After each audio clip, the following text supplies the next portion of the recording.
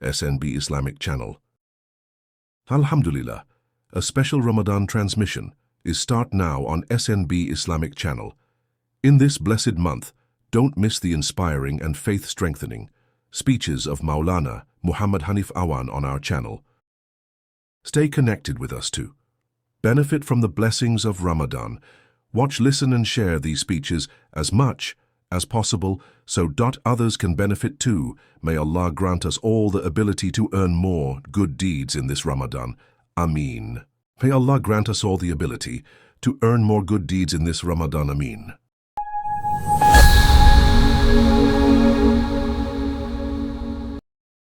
Bismillahirrahmanirrahim. آج آپ حضرات کے سامنے 19ویں پارے کا خلاصہ بیان کیا جائے گا۔ اس میں سورہ فرقان ہے، ترتیب کے اعتبار سے 25 نمبر، نزول کے اعتبار سے 42 نمبر مکی صورت ہے۔ اس صورت کے اندر 77 آیات ہیں اور 6 رکوع ہیں۔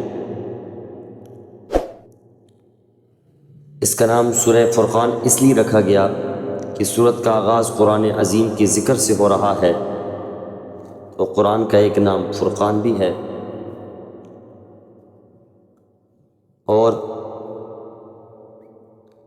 اللہ تبارک و تعالی اس کے آغاز میں مشرکین کے اعتراضات کے جواب دے رہے ہیں، کیونکہ مشرکین قرآن کو گزشتہ قوموں کے قصے اور کہانیاں قرار دیتے تھے۔ دوسرا، رسول اللہ صلی اللہ علیہ وسلم کا یہ اپنا کلام اور اپنی من گھڑت باتیں کہا کرتے تھے، اور ایک گروہ تو کہتا تھا کہ یہ واضح جادو ہے،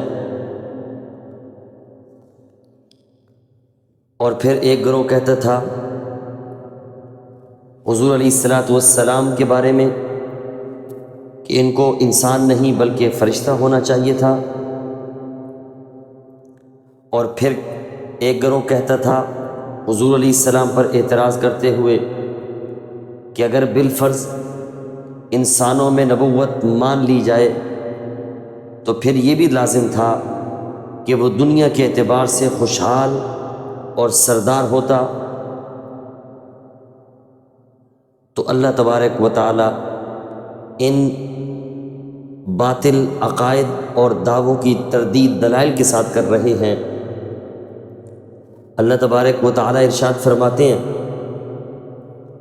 یہ کہتے ہیں کہ ہم قرآن کو تب مانیں گے کہ ہمارے اوپر فرشتے نازل ہوں یا ہم اللہ کو سامنے دیکھیں۔ اللہ تبارک و تعالی ارشاد فرماتے ہیں کہ ہاں، تم فرشتوں کو ضرور دیکھو گے،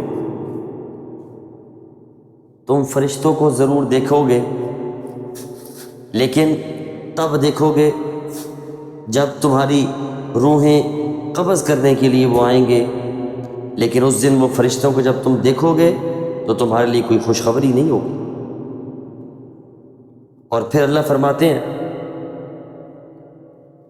یہ جو تم بظاہر بڑی امیدیں وابستہ کر کے بیٹھے ہو کہ ہم اچھے کام کرتے ہیں، اللہ فرماتے ہیں قیامت کے دن تمہارے یہ حرکتیں اعمال کسی کام نہیں آئیں گے، بلکہ وہ خاک بن کر اڑ جائیں گے، اور وہ دن ان کے لیے بڑا سخت ہوگا، اور یہ لوگ ندامت اور شرمندگی کی وجہ سے اپنے ہاتھوں کو کاٹیں گے اور کہیں گے کاش ہم نے پیغمبر کا راستہ اختیار کیا ہوتا۔ اور قرآن میں اللہ فرماتے ہیں اس دن رسول اللہ صلی اللہ علیہ وسلم اللہ کو شکایت کریں گے، اے میرے رب، میری قوم نے قرآن کو چھوڑ دیا تھا۔ یہ بہت بڑی بات ہے، بہت بڑی شکایت ہے۔ ابن قیم رحمہ اللہ فرماتے ہیں کہ قرآن کو چھوڑنے کی کئی صورتیں ہیں۔ ایک تو یہ کہ قرآن کو انسان سنے نہ، یا قرآن پر ایمان نہ لائے۔ دوسرا یہ کہ پڑھتا بھی ہو اور ایمان بھی رکھتا ہو لیکن عمل نہ کرتا ہو۔ تیسرا یہ کہ زندگی کے معاملات اور تنازعات میں اسے حکم نہ بنائے۔ چوتھا یہ کہ قرآن کے معنی میں غور و فکر نہ کرے۔ پانچواں یہ کہ دلی بیماریوں میں اس سے شفا حاصل نہ کرے۔ تو آج ہمیں سوچنے اور سمجھنے کی ضرورت ہے کہ کہیں ہم ان لوگوں میں سے تو نہیں کہ جن کے بارے میں رسول اللہ صلی اللہ علیہ وسلم شکایت کریں گے، اے میرے رب انہوں نے قرآن کو چھوڑ دیا تھا۔ آج ذرا ہم سمجھیں ہم نے کس کس انداز میں قرآن کو چھوڑا ہے۔ آگے مشرکین کے ایک اور اعتراض کا جواب دیا جا رہا ہے کہ وہ کہتے تھے قرآن ایک مرتبہ کیوں نہیں نازل ہوا؟ اللہ فرماتے ہیں اس میں کئی حکمتیں ہیں۔ ایک تو یہ اس کا حفظ کرنا آسان ہو جائے، دوسرا یہ کہ اس کے معنی سمجھنا آسان ہو جائے، تیسرا یہ کہ احکام کا ضبط کرنا آسان ہو جائے، اور چوتھا یہ کہ اس پر عمل کرنا آسان ہو جائے۔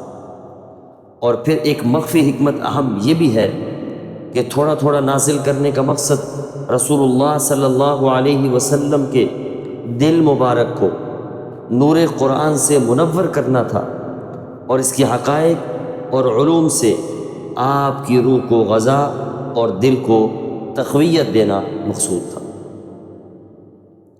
اور پھر اللہ تبارک و تعالیٰ نے اس بات کو ایک مثال کے ذریعے سمجھایا ہے کہ جاننے والے جانتے ہیں کہ اگر یکا یک تیز بارش برسے تو وہ کھیتی کو تباہ کر دیتی ہے، لیکن اگر مناسب وقت پر بتدریج آہستہ آہستہ برس کر زمین کے اندر جذب ہو جائے تو وہ بارش بڑی فائدہ مند ہوتی ہے۔ اس لیے اللہ تبارک و تعالیٰ ارشاد فرماتے ہیں تھوڑا تھوڑا قرآن نازل ہونا اسی طرح ہے کہ وہ دلوں کے اندر جذب ہوتا رہا، اس کا حفظ بھی آسان ہوتا رہا، اس پر عمل بھی آسان ہوتا رہا، اور اس سے بڑھ کر حضور علیہ السلام کے قلب کو تقویت، آپ کے دل کو روحانیت پہنچتی رہی، آپ کا دل نور قرآن سے منور ہوتا رہا۔ آگے اللہ تبارک و تعالیٰ عباد الرحمن کی صفات بیان فرما رہے ہیں، یعنی اللہ فرماتے ہیں میرے مخصوص بندے، رحمان کے مخصوص بندے، ان کی صفات یہ ہیں۔ نمبر 1 عاجزی اختیار کرتے ہیں، نمبر 2 جاہلوں سے واسطہ پڑے تو اعراض کرتے ہیں، نمبر 3 راتوں کو نماز اور عبادت کرتے ہیں، نمبر 4 جہنم کے عذاب سے ڈرتے ہیں، نمبر 5 خرچ کرنے میں اعتدال کرتے ہیں، نمبر 6 نہ فضول خرچی کرتے ہیں نہ ہی بخل کرتے ہیں، نمبر 7 شرک سے مکمل اجتناب کرتے ہیں، نمبر 8 قتل ناحق سے بچتے ہیں، نمبر 9 زنا اور بدکاری سے اپنے آپ کو بچا کر رکھتے ہیں، نمبر 10 جھوٹی گواہی سے بچتے ہیں، نمبر 11 گانے بجانے اور برائی کی مجالس سے بچتے ہیں، نمبر 12 اللہ کی کتاب سن کر متاثر ہوتے ہیں، اس سے فائدہ اٹھاتے ہیں، نمبر 13 اللہ تعالیٰ سے نیک بیوی اور بچوں کی دعا کرتے ہیں، اور یہ دعا کرتے ہیں یا اللہ ہمیں ہادی بھی بنا اور ہمیں مہدی بھی بنا۔ آج بڑا آسان ہے کہ ہم یہ صفات اپنا کر عباد الرحمن میں شامل ہو سکتے ہیں۔ یہ بہت بڑا لقب ہے عباد الرحمن، اللہ کے مخصوص بندے۔ آگے سورہ شعراء ترتیب کے اعتبار سے 26 نمبر، نزول کے اعتبار سے 47 نمبر، مکی صورت ہے۔ اس صورت میں 227 آیات ہیں اور 11 رکوع ہیں۔ شعراء اس لیے نام رکھا گیا، اس میں آیت ہے وَالشُّعَرَاءُ يَتَّبِعُهُمُ الْغَاوُونَ، اور شاعروں کی پیروی گمراہ لوگ کیا کرتے ہیں، اس لیے صورت کا نام اس شعراء کے نام پہ رکھا۔ اس کے آغاز میں اللہ تبارک و تعالی قرآن کے بارے میں ایک احساس ذمہ داری سے آگاہ کر رہے ہیں کہ رسول اللہ صلی اللہ علیہ وسلم کو اپنی ذمہ داری کا احساس تھا، آپ اللہ کے احکام اور قرآن بندوں تک پہنچانے کے لیے اپنی جان جونکوں میں ڈال دیا کرتے تھے، اور آپ کے دل کے اندر انسانیت کی ہدایت کا ایسا درد تھا جو لگتا تھا کہ حضور علیہ السلام کی جان ہی لے لے گا۔ لیکن افسوس یہ کہ دوسری طرف مخالفین کا رویہ، جن کے سامنے نصیحت اور ہدایت کی جو بھی بات آتی تھی وہ اس سے اعراض کرنا ضروری سمجھتے تھے۔ آگے اللہ تبارک و تعالیٰ نے موسیٰ علیہ السلام کا واقعہ بیان کیا، مشہور ہے، پہلے گزر بھی چکا۔ اسی طرح ابراہیم علیہ السلام کا واقعہ ذکر کیا۔ انہوں نے جب دیکھا کہ والد اور قوم بتوں کی عبادت کر رہی تھی تو بڑی حکمت کے ساتھ دعوت توحید پیش کی۔ سب سے پہلے اللہ کی 5 صفات بیان کی جو کہ دلائل تھے توحید کے اوپر۔ نمبر 1، میرا خالق اللہ ہے، میرا ہادی اللہ ہے۔ نمبر 2، میرا رازق اللہ ہے۔ نمبر 3، مجھے بیماریوں سے شفا دینے والا اللہ ہے۔ نمبر 4، وہی موت دے گا، وہی زندہ کرے گا۔ نمبر 5، دنیا اور آخرت میں وہی اللہ گناہوں کو معاف کرنے والا ہے۔ آگے پھر 5 دعائیں مانگی ابراہیم خلیل اللہ نے، اے اللہ مجھے فہم اور علم عطا فرما، اے اللہ لوگوں میں میرا اچھا ذکر جاری فرما۔ نمبر 3، مجھے جنت میں جگہ عنایت فرما۔ نمبر 4، میرے والد کو معاف فرما۔ یہ اس وقت کی بات تھی جب والد کا کفر پر اصرار آپ کے سامنے واضح نہیں ہوا تھا، کیونکہ یاد رکھیے کسی کافر اور مشرک کے لیے بخشش کی دعا نہیں کر سکتے۔ نمبر 5، مجھے آخرت میں رسوا نہ فرمانا۔ اس واقعے سے، ابراہیم علیہ السلام کے واقعے سے ہمیں سبق ملا کہ انسان کو ہر حال میں اللہ کی طرف متوجہ ہونا چاہیے۔ آگے واقعہ نوح علیہ السلام کا ہے۔ اپنی قوم کو 950 سال ایمان کی دعوت دی، لیکن انہوں نے دعوت کو ٹھکرایا۔ نتیجہ یہ نکلا کہ ان سب کو غرق کر دیا۔ اس واقعے سے سبق یہ ملتا ہے کہ ہدایت اسی کو ملتی ہے جسے اللہ چاہتا ہے۔ اب دیکھیں 950 سال لمبا عرصہ، لیکن چند مومن بنے تو یہ حقیقت سامنے آئی کہ ہدایت اسی ہی ملتی ہے جسے اللہ چاہتا ہے۔ آگے حضرت ہود علیہ السلام کا واقعہ ہے۔ یہ قوم عاد کے نبی تھے۔ یہ لوگ جسمانی قوت، عمر کی لمبائی یعنی لمبی عمر اور خوشحالی کے اعتبار سے دنیا کی ایک نمایاں قوم تھے۔ انہوں نے بغیر ضرورت کے بڑے بڑے محلات تعمیر کر رکھے تھے۔ انہوں نے بھی ایمان کی دعوت کو ٹھکرایا، چنانچہ ان پر بھی اللہ کا عذاب آ کر رہا۔ اس قصے میں یہ نصیحت ملی کہ فضول خرچی، نمود و نمائش، بلا ضرورت تعمیرات اور تکبر کا انجام کبھی بھی اچھا نہیں ہوتا۔ صالح علیہ السلام کا واقعہ،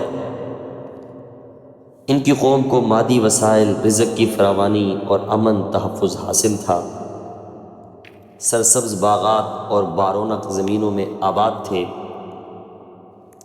لیکن انہوں نے اللہ کی نعمتوں کا شکر ادا نہ کیا، چنانچہ ان کو زلزلہ کے ذریعے ہلاک کر دی۔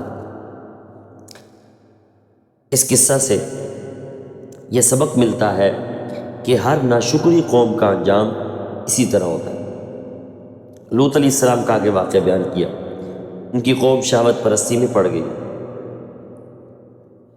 فسق، فجور، بدکاری میں اتنے حد سے بڑھ گئے کہ ایسا عمل کرتے تھے جو ان سے پہلے کسی نے نہیں کیا تھا، جس سے حیوان بھی نفرت کرتے، یعنی لواطت۔ اللہ تبارک و تعالیٰ نے ان پر آسمان سے پتھروں کی بارش برسائی، ان کا نام و نشان ختم ہو گیا۔ آخر میں اللہ تبارک و تعالیٰ ارشاد فرماتے ہیں کہ یہ جو واقعات بیان کی گئے ان میں تمہارے لیے بڑی عبرت ہے اور سبق ہے۔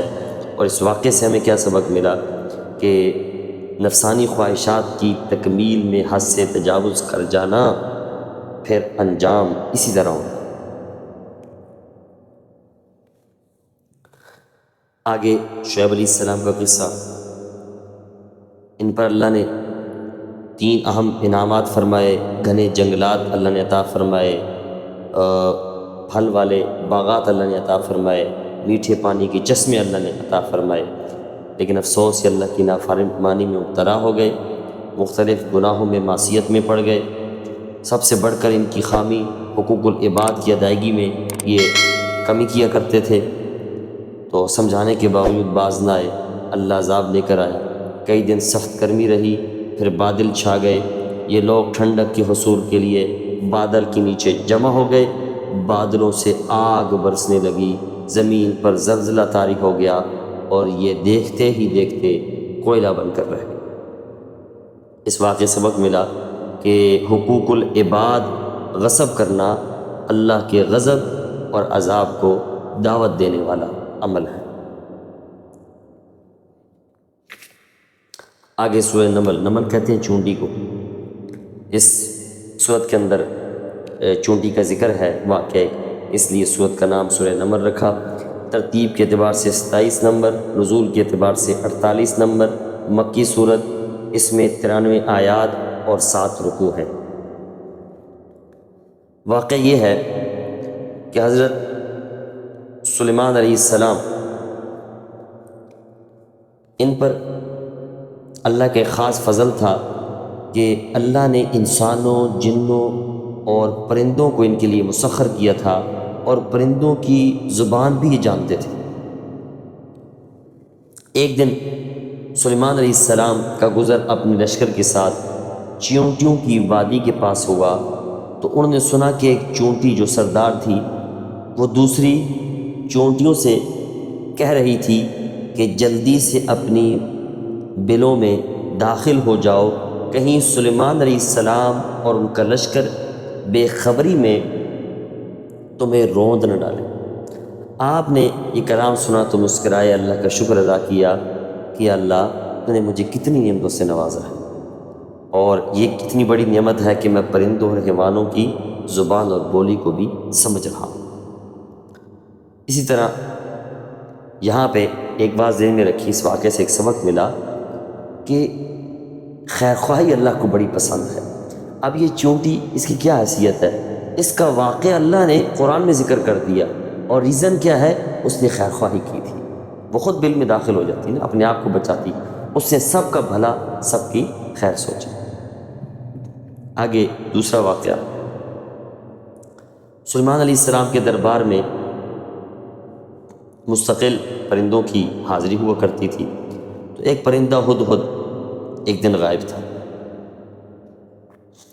تو آپ نے پوچھا کہ وہ غائب کیوں ہے؟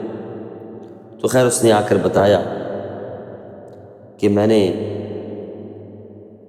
ملکہ سبا کو دیکھا ہے، ان کی قوم جو ہے وہ سورج کی عبادت کرتے ہیں۔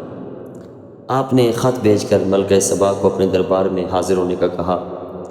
ملکہ سبا کو اپنی مادی اسباب پر بڑا ناز تھا، لیکن جب اس نے حضرت سلیمان علیہ السلام کے محلات اور ان کا جدید ترین ساز و سامان دیکھا تو اسے اپنی قوت اور طاقت کے سامنے نہ ہونے کے برابر،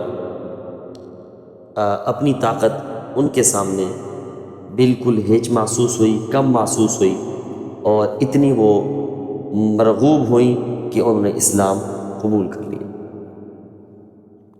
اب یہاں ایک نقطہ ذہن میں رکھیے گا کہ ہدہد ایک پرندہ تھا، وہ بھی سمجھتا تھا کہ اللہ وحدہ لا شریک ہے، عبادت ہے تو اللہ کی ہے۔ وہ آ کے کیا آتا ہے، اے سلیمان میں ایک بڑی عجیب خبر لے کر آئے، یعنی اسے بڑا عجیب لگا کہ اللہ کی بات کو چھوڑ کر وہ سورج کی پوجا کر رہے ہیں۔ تو آج ہم ہیں کہ ہم اگر شرک میں پڑ جائیں اور اللہ کی بات کو چھوڑ دیں تو کتنی بڑی بد نصیبی ہے، ہم تو اشرف المخلوقات ہیں۔ اللہ تبارک و تعالیٰ سے دعا ہے اللہ ہمیں ایمان کی مضبوطی عطا فرمائے، اور اللہ ہمیں قرآن پر عمل پیرا ہونے کی توفیق عطا فرمائے۔ وآخر دعوانا ان الحمد للہ رب العالمین۔